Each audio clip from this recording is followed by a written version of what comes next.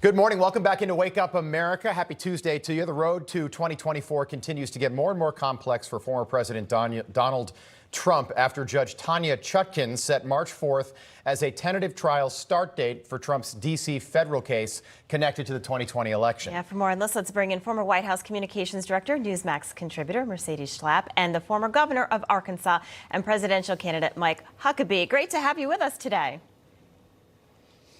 Great to be here. Thank you. Good to see you both. Governor, we'll start with you. So I'm wondering what you make of this trial start date. One day before Super Tuesday, when I think that it's the numbers 15 states either have a primary or a caucus the very next day. And when I see that, I'm thinking about people that don't even follow politics. When they see that, how is this anything but not this judge just clearly playing politics here? This is election interference. It's pure and simple. I'm sure that the judge would say, oh, it's absolutely coincidental. And anyone who believes that, I'd like to sell you some oceanfront property in Arkansas because there's a lot to be had. This is absurd, and this is just an attempt to make it difficult for Donald Trump to be reelected. They're scared to death of him.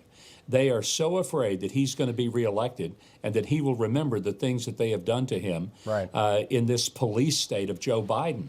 This is really an outrage, not just against Donald Trump, but against the American electoral process. It has to stop. I hope that Donald Trump's lawyers can get this before the Supreme Court and they can say, you don't have charges. This is absurd.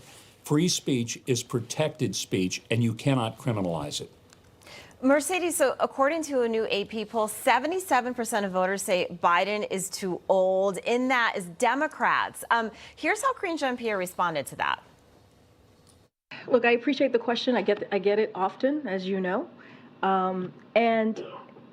What I would say, and I've said this many times, and many of my colleagues have said this, the president says this, if you watch him, if you've seen what he's done the last 2 years, this is a president has had a historic administration in just 2 years. That's what we will happily to discuss as it relates to age, what the president has been able to do and how he's been able to deliver. All right, Mercedes, she says she's happy to discuss this. Why hasn't she discussed this?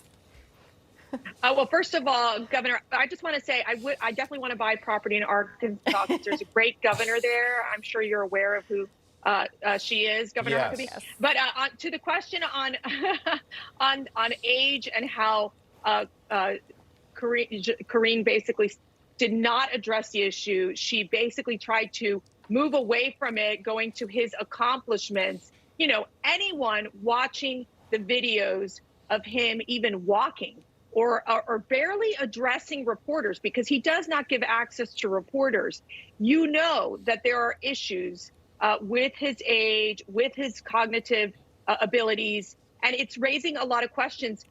Is he mentally fit? Is he physically fit to do the job? In working at the White House, seeing how President Trump it is a non-stop job from morning till night. You see many times President Biden doesn't have anything on his public schedule. And so, in essence, I do believe that Americans are feeling that there is not a strong presence in the White House. And so, in essence, I think it's hurting Joe Biden, which when you looked at that same poll, they've said that Donald Trump was about 42% of the ones who responded to the poll saying that Donald Trump was too old. Compare that to what they thought about Joe Biden. Gov? Yeah, age is not the issue. It's the ability and competence. Clint Eastwood is in his 90s. He's still directing and acting in movies, and he's a very competent individual. I wouldn't invite him back to the RNC, by the way, Clint Eastwood. I'd love for him to come back. I thought he was great back in 2012. Did you? You must have been in the room. I know he scared Mitt Romney to death. Yeah. But he had the best moment of the entire convention, the rest of which was so scripted it was incredibly boring.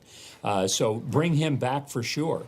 But my point is that it's not the age of Joe Biden, it's the capacity of Joe Biden. He's an adult old gentleman who, as Mercedes rightly pointed out, can't hardly walk, has to be led both on and off a stage, can barely get through 3 lines of a teleprompter without mumbling through it.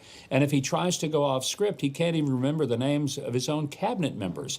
I mean, that's really a significant problem for somebody who cannot walk out there and have a few questions with reporters. Right. When Donald Trump was president, on his way out the South Lawn to the helicopter, He'd talk so long that they'd have to refuel the doggone Marine One just because he spent talking to the reporters. Governor, just a quick one for you. So we've got North Dakota Governor Doug Burgum coming on set in just a few minutes. He's in the green room right now, I believe. He's a popular governor in North Dakota. We had that debate 6 days ago. He did not see a bump in the polls. What would you, as a former governor yourself and with a daughter who's a successful governor in your home state right now, what advice would you have for Governor Burgum as he moves forward in the campaign? You know, I would love to say that what matters most to voters is the record one has as a governor or senator, but it doesn't. Right now, people want to know one thing. Are you willing to fight the deep state, the uniparty, the entrenched powers? And they want to know that if you get there, will you end this incredibly vicious police state that is criminalizing your political opposition rather than letting voters make a choice? I've made that mistake in 2016. I thought people really cared about the record I had as governor. I found out they didn't. What they wanted to know was who's willing to go to D.C. and burn the place down. Yeah. All right. Well, great advice. We appreciate it, Mercedes Schlapp and Governor Mike Huckabee. Thank you so much. See you guys. Thank you. All right.